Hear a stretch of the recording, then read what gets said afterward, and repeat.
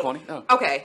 We love that. Okay, so I do want to get into a little bit. You recently went viral for a little bit of a controversial statement that you made. Controversial according to TV1, but I'm a comedian, but let's go. Let's get into it. Well, listen, I hear that there is kind of an unwritten rule about comedians that you do not attack other comedians. That is not an unwritten rule. The unwritten rule was Luther Vandross was gay, but nobody talked about it. That was the unwritten rule.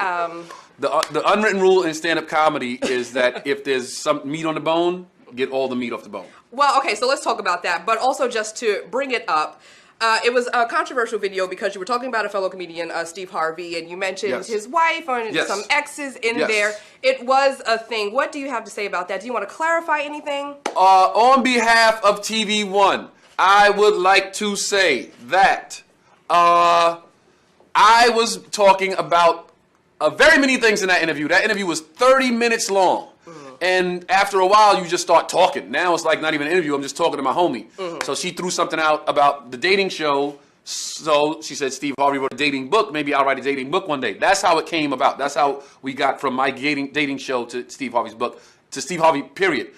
I was not coerced into talking about him. She said, you're hosting a dating show. Maybe one day you write a dating book. And that's how the two came together. Okay? So it was not a attempt to go at Steve Harvey and anything like that. I wasn't even talking about him. She brought it up. But I said, I don't see how, this is what let me just get to the bottom line. Okay. If Donald Trump wanted to meet with somebody in the black community to show black people that he was endearing himself to us or ingratiating himself to us, why don't you meet with the people of Flint, Michigan, because the water's still not clean? Why don't you meet with the people that started the Black Lives Matter movement, because black people are still dying at an alarming rate? Why don't you meet with the people of Chicago who are living in a war zone to ingratiate yourself to black people? I didn't see where meeting with Steve Harvey was going to make us go, bet, we in there now. Now we got one. I didn't see where that was beneficial to us as a people. Yes. So I spoke on that. As far as the dating aspect of it, you should never talk about a man and his girlfriend or his wife or whatever. However they came together, that's sacred. But I'm a comic and I speak with no filter. And I will continue to speak with no filter because I'm a comic. On behalf of TV1, they want to issue an apology. I don't apologize for anything I say. I say it, it's done. I try to let it go. I have not spoken on it since. But they want me to keep talking about it, so I'll keep talking about it.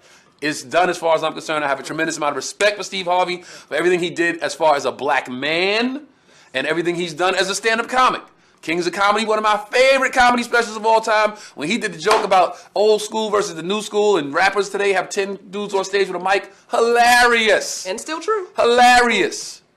But you want an apology, and that's as close as it's going to get to one. Well, I think we'll just have to be okay with that. You did say that. Are you okay with that? I mean, yes. I mean, as a man, you clarified and you spoke. You shouldn't to, speak you yet. shouldn't have And done I have, that, listen, so. listen. I have dated several women that I should not have dated. No way. That I should not have dated. And people have come to me and said things, and they're like, "Hey, man, my brothers have come to me. Like, what are you doing?"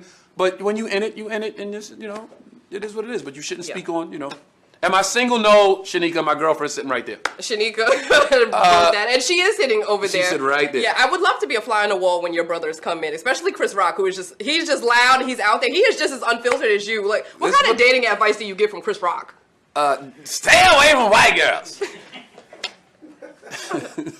We love it. Sorry, now I got to issue an apology to white people. Sorry, white people. Listen, sorry.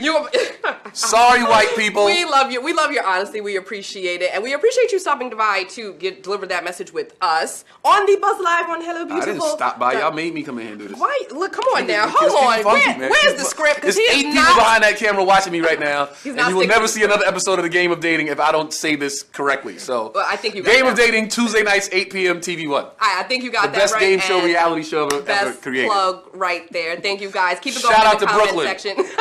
Brooklyn. Staten Island. That's where I'm from. Brooklyn. All right. We'll see you guys later. Bye bye. Check it out. Tuesdays 8 TV1. If you could pick an all-star celebrity watcher group of, I would pick Richard Pryor, Bernie Mac, and Richard Pryor, Bernie Mac, and